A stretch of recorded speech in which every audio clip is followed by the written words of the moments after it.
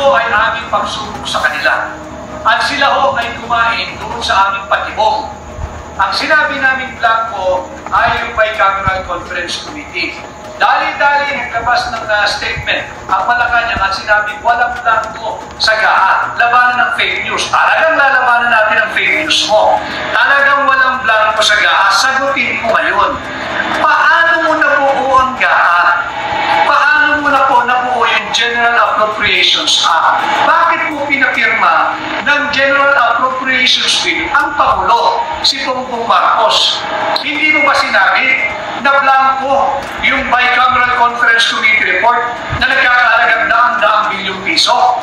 Yan ang iyong sagutin. Sapagkat ang blanco sinasabi namin yung Bicameral Conference Committee report. Pero, pasalamat sa iyo ang sambayan ng Pilipino sapagkat inamin mo na hindi na blanco yung GAP at yung GAA. Ang tanong ngayon, sino ang nagpuno ng mga kakulangan pagdating sa mga blanco sa Bicameral Conference Committee? Kriminal po yung ginawa nila. Yung pagpasa ng isang final Bicameral Conference Committee report na puno ng blanco na bilyon-bilyon, daang bilyong pisong halaga, kriminal po iyon. Pera po ng taong bayan yan eh. Yan po ay malinaw na paglabag sa ating revised penal code. Yung ating Kodigo Penal, yung ating mga batas sa kriminal, bawal po yan. Yan po ay may tatawag na crime against public interest. Yung ginawa po nila ay violation of Article 170 or the revised penal code. Ano po yung Article 170?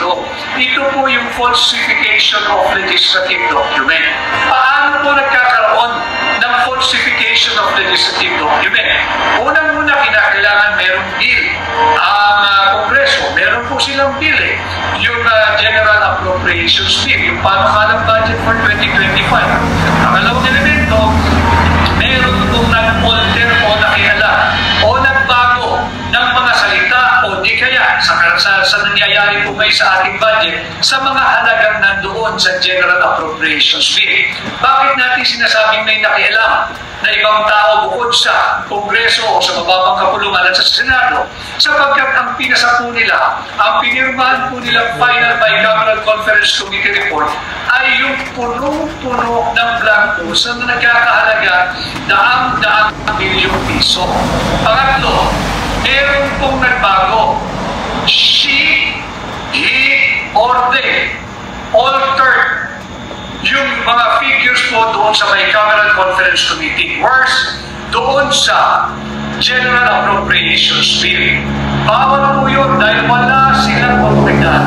Ang Bicameral Conference Committee ay wala pong authority na makialam, hijackin, baguhin at palitan ang panukalang budget na Executive Department at pati na yung version na pinalakas sa mababang kapulungan at sa Senado, wala pong otoridad ang tinatawag natin third chamber o yung third house, yung Bicameral Conference Committee.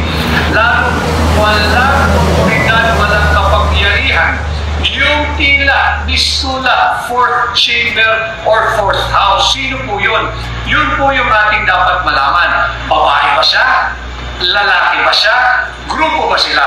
Sapagkat yung pang-apat na elemento para po ito'y paglabag sa Revised Penal Code Article 170, yung tinatawag po nating falsification of legislative document, nagbago po yung kahulugan ng bill.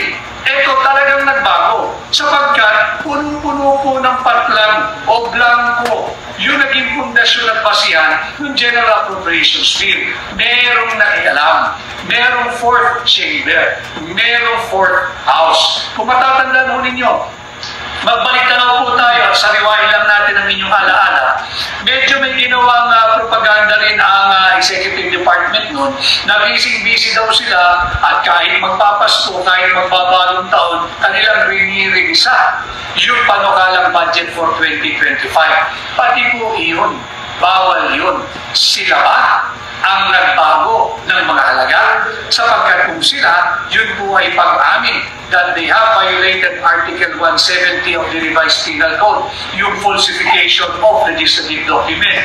They falsified sapagkat binago nila. Yung bang pinapakita nilang larawan na sila'y busy-busy, meron ba silang pinalitang halaga? Meron ba silang binura? O meron silang dinagdagan? Meron silang binawasan?